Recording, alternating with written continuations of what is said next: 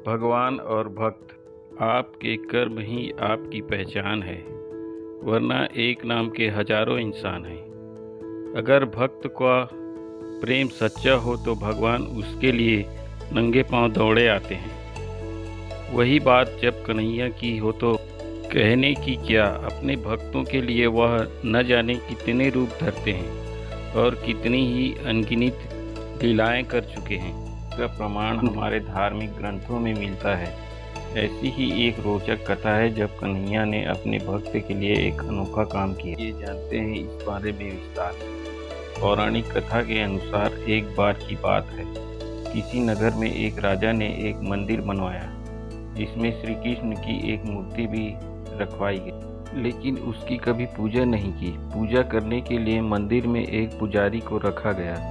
पुजारी नियमित कन्हैया जी को नहलाता और बड़ी ही श्रद्धा भाव से उसकी पूजा अर्चना करता। राजा भी रोज कान्हा जी के लिए एक फूलों की माला भेज देता था और वह दर्शन करने आता तो पुजारी उस माला को उतार कर राजा को पहना देता। ऐसा करते करते पुजारी की भी उम्र बीत चुकी थी।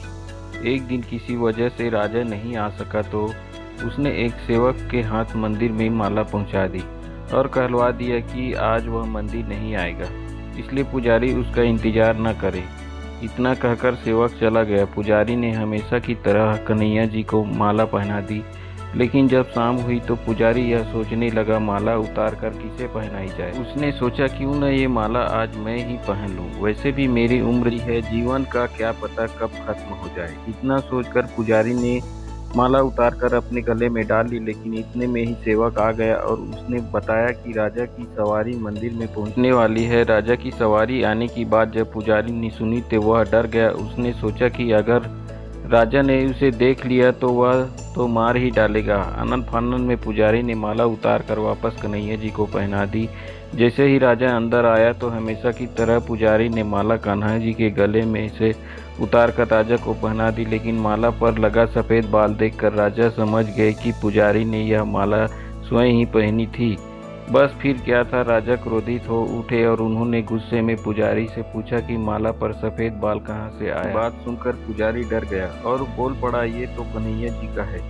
अब तो राजा और भी क्रोधित हो गए, क्योंकि कान्हा तो भगवान है और उनके बाल सफ़ेद कैसे हो सकते हैं। इसलिए राजा ने फरमान सुना डाला कि कल श्रृंगार के समय राजा खुद आएंगे और देखेंगे सच में ही कान्हा जी का सफ़ेद बाल है या पुजारी झूठ बोल रहा है। उन्होंने कहा कि अगर पुजारी ने झूठ बोला होगा तो उसे फांसी दे दी जाए। का फरमान सुनकर पुजारी का बुरा हाल हो गया। उसने सोचा अब क्या करे, कहाँ जाए, अब तो उसका मरना तय है। तब रोते रोते वह भगवान की शरण में पहुंचा और उसने कहा कि हे केशव, मुझसे झूठ बोलने का अपराध तो हुआ है, लेकिन हो सके तो मुझे क्षमा कर दें और राजा से रक्षा करें। पुजारी ने कहा, हे माधव, आपकी सेवा करते करते मैं वृद्ध हो चुका हूँ, अब आप मुझे माफ़ कर दीजिए, ऐसी गलती दोबारा नहीं होगी।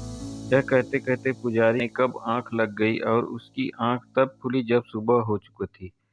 उधर सुबह होते ही राजा भी आ गया और कहने लगा, आज कान्हा जी का श्रृंगार वह खुद करेगा। ऐसा कहकर जैसे ही राजा ने कान्हा जी का मुकुट उतारा तो देखा कि श्री कृष्ण के तो सारे बाल ही सफ़ेद हैं, लेकिन राजा को फिर भी यकीन नहीं हुआ। उसे लगा कि फांसी के डर से पुजारी ने ही बालों को रंग दिया। उसने सोचा कि क्यों ना कन्हैया जी का एक बाल तोड़कर देखा जाए। इसके बाद राजा ने कान्हा जी का एक बाल तोड़ दिया, लेकिन जैसे ही बाल टूटा कन्हैया जी के सिर से खून की धारा बहने लगी। यह देखकर राजा भगवान के चरणों में गिरकर माफ़ी मांगने लगा। तभी श्री कृष्ण की मूर्ति से आवाज़ आई, हे राजन, तुमने मुझे केवल मूर्ति मात्र ही समझा, इसलिए आज से मैं तुम्हारे लिए केवल मूर्ति मात्र ही रहूँगा। लेकिन पुजारी ने सच्चे मन और पूरी श्रद्धा से मेरी भक्ति की है, इसलिए उसकी अनन्य भक्ति को देखकर मुझे अपने बाल सफ़ेद करने पड़े। कन्हैया जी ने कहा, भक्ति में कभी भी संशय नहीं होना चाहिए और सच्चे भक्त की लाश तो मैं कभी जाने ही नहीं देता। और भी मोटिवेशन स्टोरी के लिए चैनल को सब्सक्राइब करें। Motivational goddess. Thank you for watching.